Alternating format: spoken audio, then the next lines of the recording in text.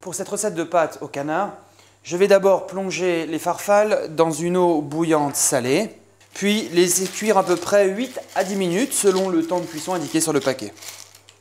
Pour le canard, à l'aide d'un couteau, retirez les nerfs en passant sous la partie blanche à retirer, puis en retirant également l'ensemble de la peau qui dépasse. Coupez le magret de canard en cubes, c'est-à-dire en 2 dans la longueur, puis en morceaux de 30 grammes. Après avoir lavé le citron jaune, râpez toute la peau, pressez le jus de citron sur les zestes, épluchez et ciselez l'échalote,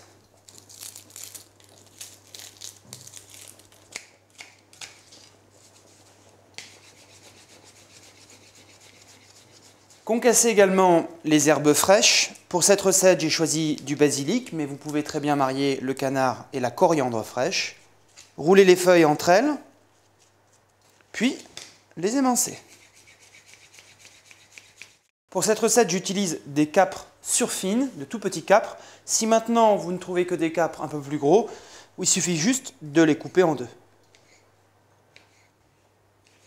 Dans une poêle chaude, avec un filet d'huile, faire rôtir les cubes de canard pendant 2 à 3 minutes, mais tout dépend de la cuisson que vous aimez. Si vous aimez saignant, cuisez-les juste 2 minutes. Si vous les aimez à point, 3 minutes, et bien cuit 4 minutes. Assaisonnez de poivre, de sel. Une fois le canard bien rôti sur toutes ses faces, ajoutez l'échalote,